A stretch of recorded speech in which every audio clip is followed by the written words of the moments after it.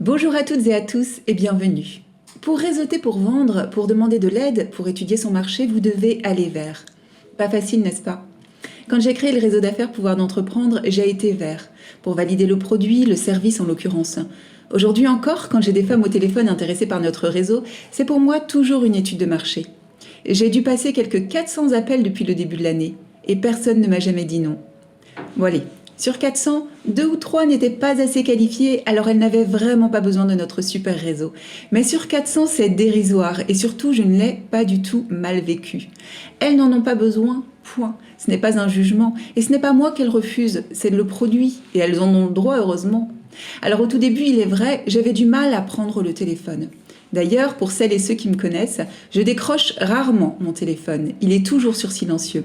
Et justement, quand la personne ne décrochait pas, honnêtement, j'étais contente. Allez, je suis sûre que ça vous est déjà arrivé aussi. Mais plus j'enchaînais les appels, plus je rencontrais de belles personnes, plus je vendais et moins j'avais peur. Ou comment éradiquer la peur du non, la peur du rejet ou la peur de déranger. Alors comment ai-je fait ? Tout d'abord, votre non, vous l'avez déjà en n'allant pas chercher vos clients. Honnêtement, ça ne peut pas être pire. Ensuite, vous ne devez pas vous diriger vers des prospects lambda, vous devez ne vous diriger que vers vos prospects qualifiés. Vous allez gagner un temps infini et éviter de vous décourager. Alors, où se trouvent vos prospects qualifiés ? Votre cible précise, où est-elle ? À quel endroit allez-vous trouver 80% de vos prospects qualifiés ensemble ? Et je ne vous parle pas de flyers à déposer à droite à gauche, surtout pas. Je vous parle de les trouver très rapidement et pour 98% d'entre vous sur Internet. Dès que mes prospects décrochent leur téléphone, je les accueille avec bonheur et avec bienveillance, et ça s'entend. Et enfin, les rendez-vous sont prévus. Ainsi, vous ne dérangez personne. Dernier conseil, vos prospects se moquent de qui vous êtes et même de ce que vous vendez, et c'est normal. Ce sont eux et leurs problématiques qui les intéressent. Alors, de quoi allez-vous parler durant vos appels de prospection ? Ou plutôt, combien de temps allez-vous passer à écouter ? Vous seriez étonné de vivre l'expérience enrichissante de la rencontre avec vos prospects. Sabine me l'a dit récemment, je rencontre des personnes extraordinaires. C'est très formateur d'un point de vue personnel, c'est une magnifique posture qui nous permet de nous élever. Tout cela apporte de la nouveauté dans ma vie et j'ai plus de clients, m'a-t-elle dit. Ça, c'était grâce à notre challenge Aller vers. Il est accessible en replay si vous nous rejoignez. Et nous reparlerons de tout cela d'ailleurs lors de notre formation la semaine prochaine. Je vous mets le lien en description si vous voulez la rejoindre.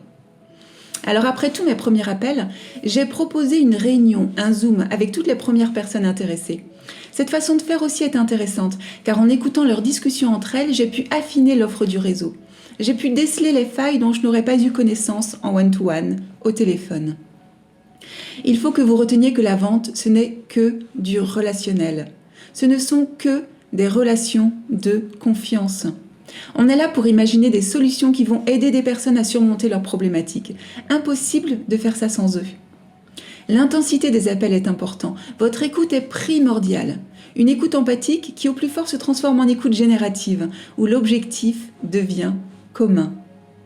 Si vous créez un produit qui répond à un besoin urgent et important, qui doit être confirmé, voire co-créé au téléphone, votre activité se portera très bien.